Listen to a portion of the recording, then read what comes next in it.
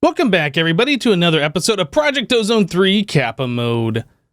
Today, we're going to start off by doing something that we need to do by making Draconian Seeds. That is right. I went ahead and I made the Draconian blocks. We already have the Draconian Dust in the system, and Draconium is something that we are definitely going to need.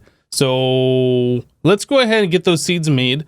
So the Draconian Seeds will go ahead and make Draconium Essence, which 8 of those turns into 1. Ugh. That means we need so much Draconium Essence in order to make each Draconium Ingot.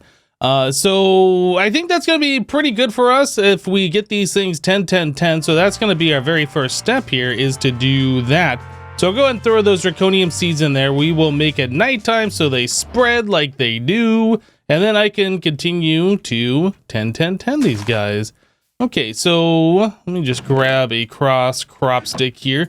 You know, after all of the crops that we've bred here, all of these different things, we are finally starting to run low on crop sticks. Yeah, we've done a lot of cross breeding here, trying to 10, 10, 10 these things. And yeah, I don't even remember what the recipe is for us to make new crop sticks. Let's take a look real quick. So the recipe for these things was treated sticks. Okay, so do we have treated... Man, we don't have any treated wood. We don't have any treated sticks. So that's creosote. Ooh. We have 84 buckets of creosote. So that's good. Let's see what we can do here with this. I'm going to go ahead and place this down here. And then if we have a reservoir... These. Okay, that holds 10 buckets. There we go. And in order to make treated wood, we need the bucket surrounded by a bunch of planks. Okay. So I was playing around off camera with open computers. I was going to look at upgrading our extreme reactor. How much do we want? 400? That's probably going to be way too many, but we'll do that anyway. I was looking at upgrading our extreme reactor to use open computers. I was gonna use one of my old big reactor Luas to like make it more efficient. Problem is I can't get the open computers to work. I sat there and I played around with it for like 30 minutes, maybe 45 minutes, making all of these different components, making the screen. I mean, none of this stuff is like super expensive. It does require these transistors, which is these energized capacitors. Anyway, I made the screen, I made the hard drive, I made memory, I made a keyboard, I made a floppy disk, I made another floppy disk, EEPROMs, like all sorts of craziness trying to get this stuff to work. And I can't get it to work. It would turn on, but then like nothing would happen. I don't know if there's some bug with it in this version, or maybe I probably was just doing something wrong, to be completely honest. But anyway, yeah, I spent like a good 30-45 minutes messing around with that, trying to get to work, and couldn't get to work.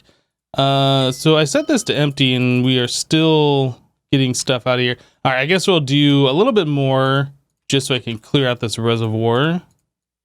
That and that. Okay. Give me this back. So this thing, Shift right click. I don't know what mode that thing's supposed to be set on. It's fine. Well, anyway, now that we have that, we can make treated sticks. I don't know how many we're going to need.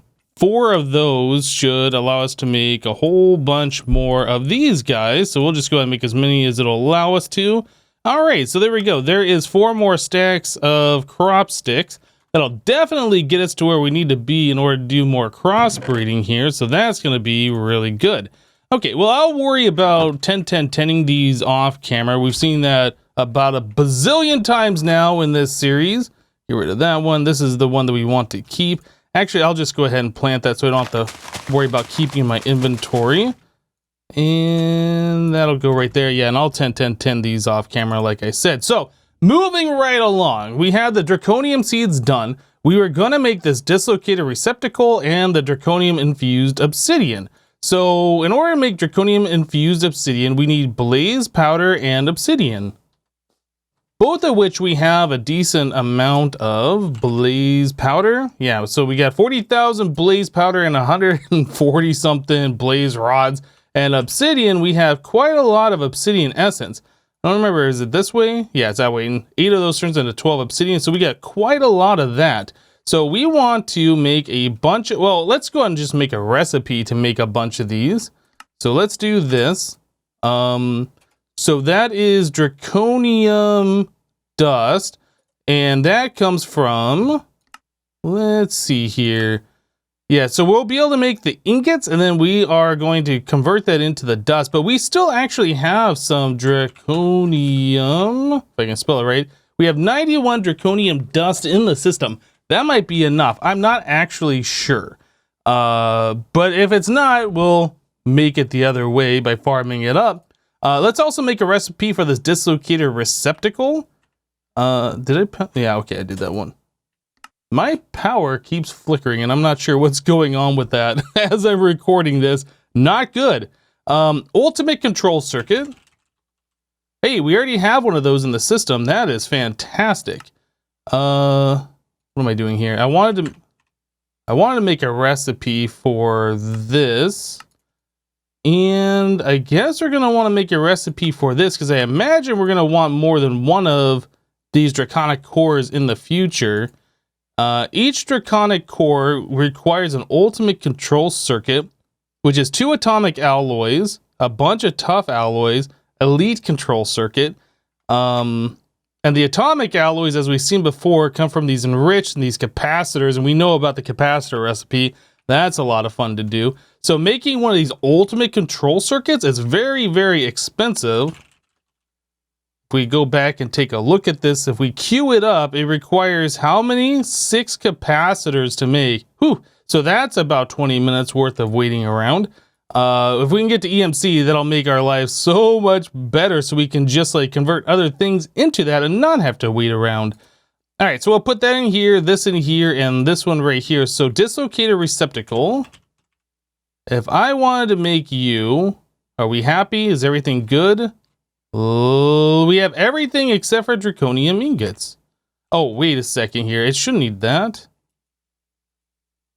Put that back in here. Do that again. Dislocator receptacle. I was like, we already have an ultimate control circuit. So this just needs 4 draconium ingots. Let's go ahead, make it happy. I'll do 8 of them. Okay, so that's good to go, and we'll try that once again. Here we go. Things are happening. There's a dislocator receptacle. Awesome. So we have that, and then we're going to need Draconium Infused Obsidian. Now, this is the part where I don't know how many we're going to need. I don't know how we're going to set up our spawning platform for the slimes. Yeah, so last episode we were talking about that. We made a vanilla slime chunk slime spawner. Well, really, it's just a platform that's lit up in a slime chunk down here. We want to spawn in naturally spawnable slimes from the slime chunk, and then our Narslimus flower, or Narslimus? Maybe Narslimus. We'll take the naturally spawned slimes and turn them into mana. But what we really want to do is take these slimes, move them to a different location, and then have our flower nom on those slimes in a much better place. So I think I'm going to end up making a whole bunch of spawn platforms here, probably from like Y0 all the way to Y40, where slimes can naturally spawn, and then we will just make this like a super powerful slime spawner to make mana. So yeah, that's what I'm going to do next. I'm just going to go ahead and work on making some more platforms here and make this a little bit more efficient, and then we'll probably move the slimes off using vector plates. Yeah, we'll move them around with vector plates, move them off these spawnable platforms and into the portal. But again, I don't know how we're going to set that up. So give me a few moments here. I will start working on this a bit, and we'll be right back, guys. Okay, guys, so I have built this slime spawner all the way from bedrock. All right, I guess not bedrock, build limit, all the way from the bottom of the world. This is, well, I'm at Y-2, but this is like the lowest point you can place blocks. So build limit from the bottom all the way up to the top platform here is Y36. I was spacing these with 4 blocks of space in between each floor. I think you might be able to get away with 2 or 3 blocks of space. But either way, we have a lot of spawnable floors as it is. So the way this is going to work is we are going to use vector plates to push the slimes from the back to the front. This is wide enough for like even the big boy slimes to fall through. And then at the very bottom here, we're going to have a portal that's going to take whatever entities fall into it and warp them. So that's the next step that we need to do. Kind of watching these slimes fall down to the void is kind of funny. Seeing all those particles just randomly appear down there. Anyway, yeah, so next step is we need to get the portal in place. We need to make the vector plates. We got lots of stuff to do. So let's get over here real quick and use our elevator to get up faster. Great. So I did make a bunch of extra dark sugar. So we have plenty of the dark sugar, and we're going to need that for the fast vector plates. I mean, we could use the extreme ones, but I think that's a little unnecessary. I think the fast ones are good enough. So we don't have any recipes for these vector plates at all, so let's go ahead and make a recipe. So regular slime, what do we have as far as slime goes? Yeah, regular slime is fine. We have plenty of the green slime blocks, and obviously we're going to have plenty of green slimes coming in if we want to farm for those. We could also use, like, I guess the orange slime if we wanted to, but the green slime's fine. So we will use that, and then the fast vector plate is the regular ones with a piece of dark sugar. So that's easy enough. So we will do that. Now, the only concern that I have right now is we don't have a lot of stone in the system. I do have a bunch in my dank knoll, though, so I can grab a whole lot of that and throw it in here.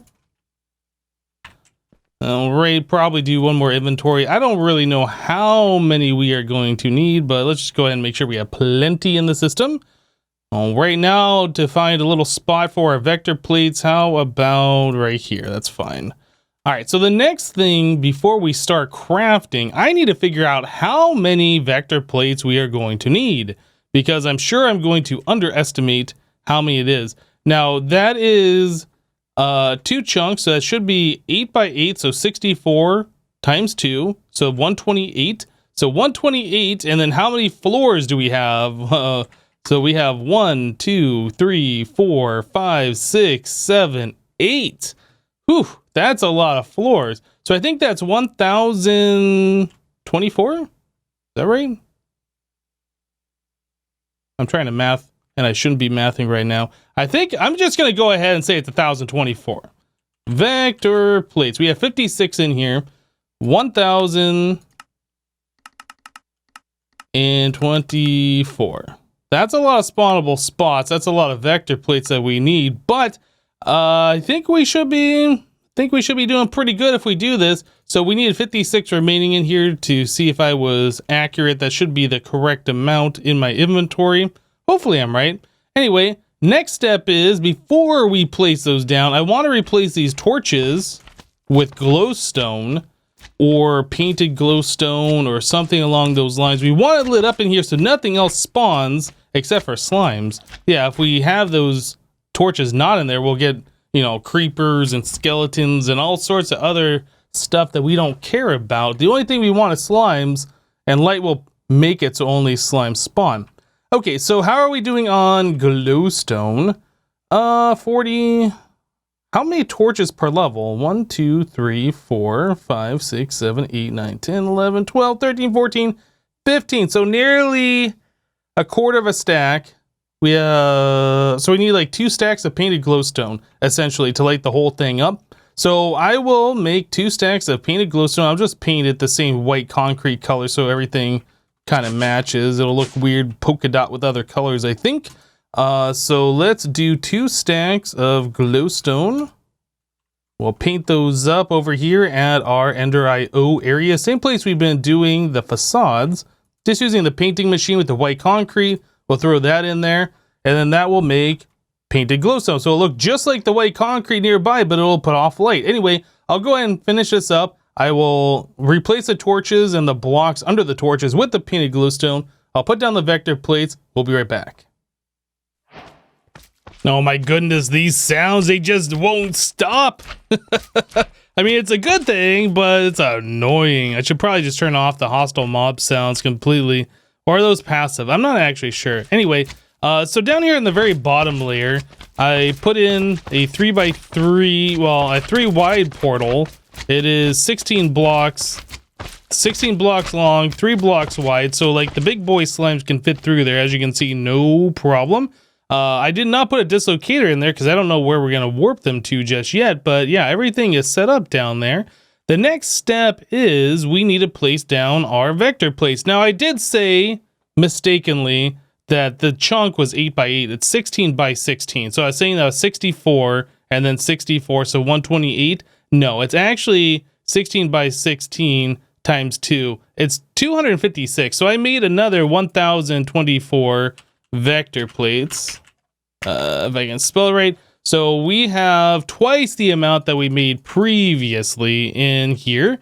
So we should be good to go. Now I went ahead and I made a new item here that we haven't made in this particular series yet, a building gadget. I'm pretty sure the building gadget works really well for placing these vector plates, but it's been a minute since I've last done this. So let's place down one.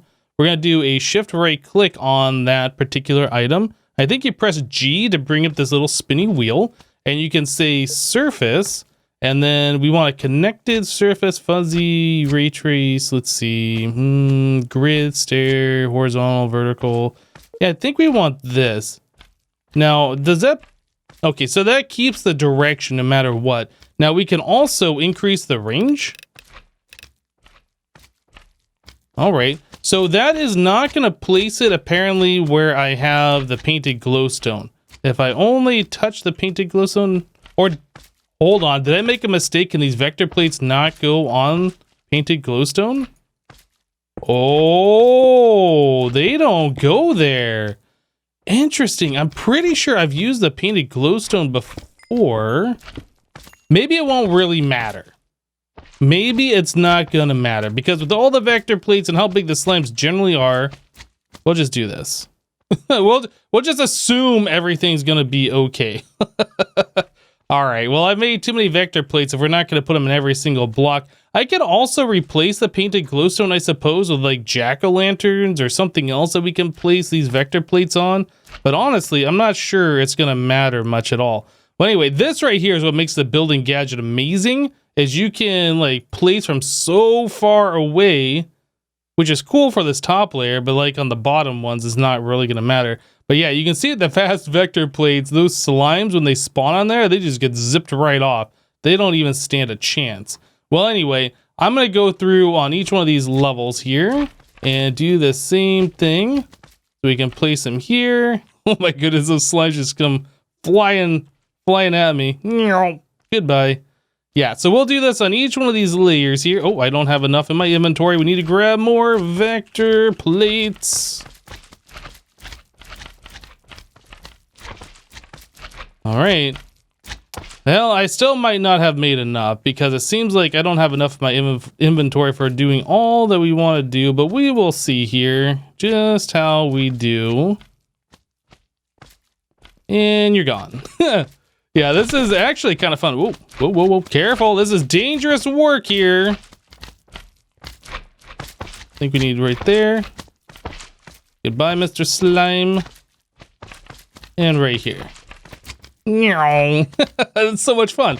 Anyway, I'm going to go ahead and continue to place the rest of these, and we'll be right back, guys. All right, guys, so we are making some progress here. Oh, I have this thing set on the wrong mode. That is not what I want. I want this excavate shape. Okay, so we want to vein mine this stuff all the way. So yeah, we are making some progress here. I think I do need grass. Maybe. I want to use this overgrowth seed. Does that work? If I get rid of this? Yeah, it has to be grass. Let's place a grass block here, and then I'll do an overgrowth seed. That turns it into the enchanted soil, which will allow this pure daisy to work twice the speed. It'll only take 30 seconds for these things to convert instead of the standard 1 minute. Yeah. As far as I know, I could be wrong, but as far as I know, I don't think you can do a floating pure daisy with the enchanted soil. I think it has to be placed on the ground. Yeah, I don't know. You guys correct me if I'm wrong on that. If you can have a floating one with the enchanted soil, that'd be pretty awesome, because then you could just put it wherever and not have to worry about like having it on the ground Yeah. Anyway, so I need a bunch more living wood here so we can make some more mana spreaders. I would like to upgrade to a higher tier mana spreader that works better, but unfortunately, we just don't have enough mana to do that. In order to make the next tier, we need Elementium,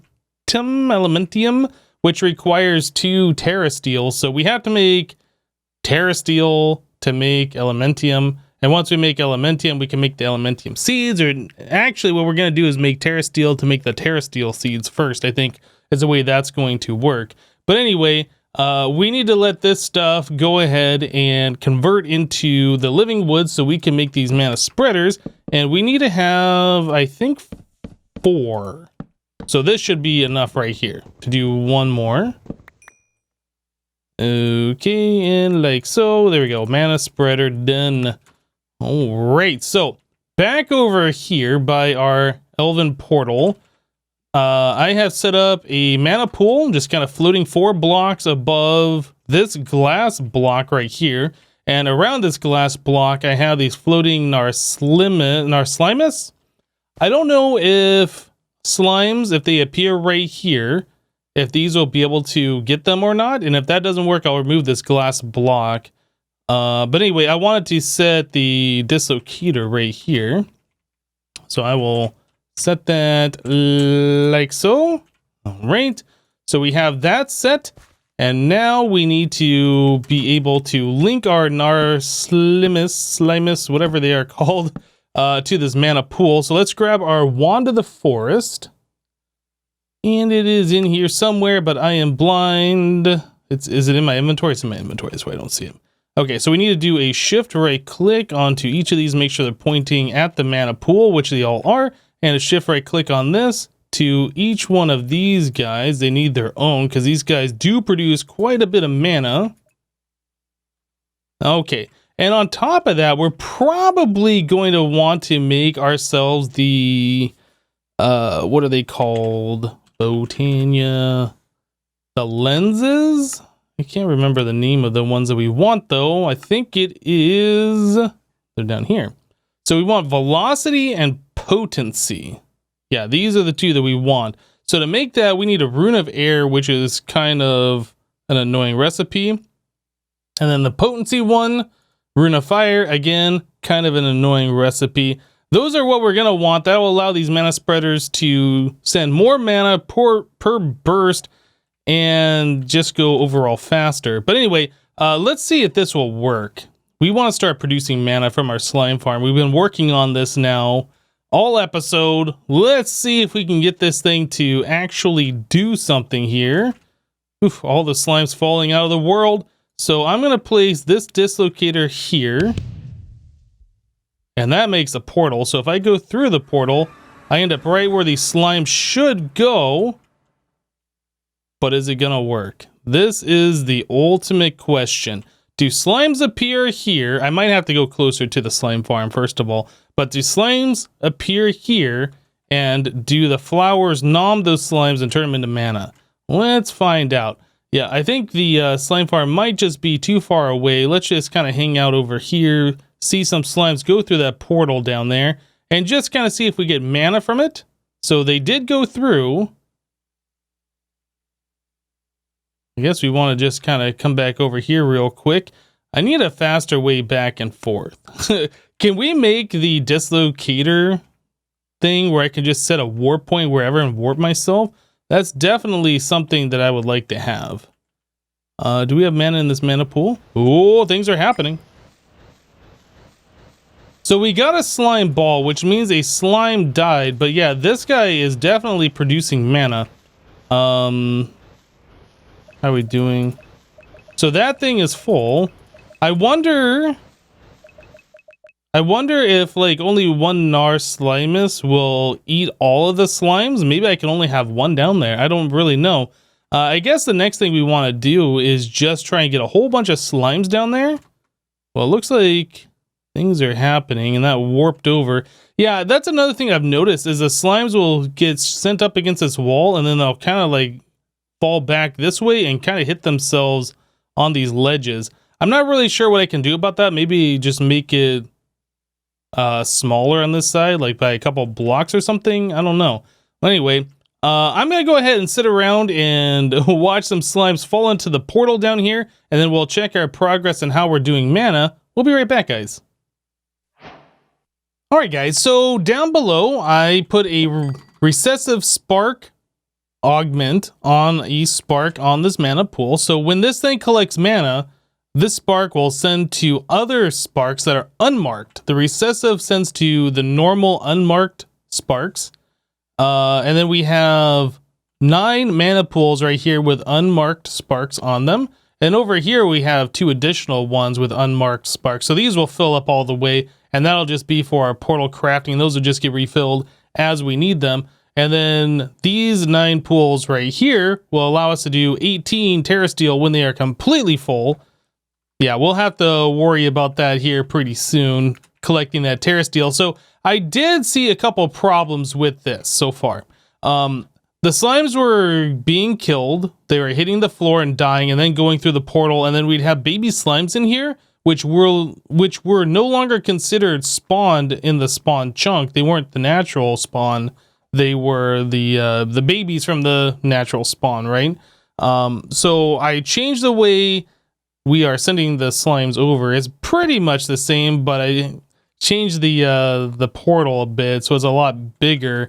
So instead of having it all the way at the bottom where the slimes fall into it, I have made the entire wall here one giant portal. So as slimes spawn in, they get flung right into it, and then that way they don't take fall damage at all. So I did use quite a bit more of this Draconian Infused Obsidian, and then also I put a back wall on this thing, because even though there's a portal here and the slimes could go through that portal, I was watching them just zip right off into the void and go away. But with this back wall here, they go into the portal and they stop against that wall, and then they get teleported, no problem. Well, this isn't going quite as fast as I'd like, and unfortunately, this isn't really close enough to the base where when we're working around, it's constantly generating slimes. So we have a couple of options. We can redo this and put it into like a single slime chunk. There are a few single slime chunks around like the center of our base area here. So we could reuse this and rebuild it over here, maybe do like 1 or 2 slime chunks. The reason why I built it over here is because we had 2 next to each other. I was looking at the seed on one of the slime finder apps that you can find online, and there is like a group of 8 or 9 slime chunks all together, but unfortunately it's like pretty far away. It's like 500 blocks away. So we could go over there in AFK and like get a whole bunch of stuff if we wanted to do it that way, or we could just use these right here in AFK here. I'm not really sure what the best way to go about this is, but I think for now we should be doing pretty good. Now, while I was over there just looking, I don't think we saw a single slime spawn, which is a little unfortunate. I'm not sure why that would be, but let's go take a look and see if we got any mana in our mana pools. Maybe I just missed them. Any mana here? Oh yeah, there's mana here. Okay, yeah, things are happening. We're definitely collecting mana. So that's really good. So I don't think slimes will spawn naturally over here in the slime chunks unless I'm here and nearby. So this is one of the things that, again, that I have to kind of AFK for, but I can't just leave the server running. I actually have to leave my client running. There has to be a player here in order for these things to spawn in. So yeah, we'll figure out how we're going to do this, but we definitely need that mana coming in. Maybe this could be supplementary mana. Maybe we could do another thing using like the Endo Flames or something along those lines that doesn't require player to be around. I don't know, but this is kind of cool. I do like this particular way of generating mana. It's definitely a little bit of tech mixed with magic and all this kind of stuff, which is pretty cool in my opinion. But anyway, guys, we are out of time for today. So we're going to go ahead and wrap it up here. Thank you guys for watching. Remember to leave a like on this episode if you liked it, and we'll see you next time. Thanks for watching, guys. Bye-bye.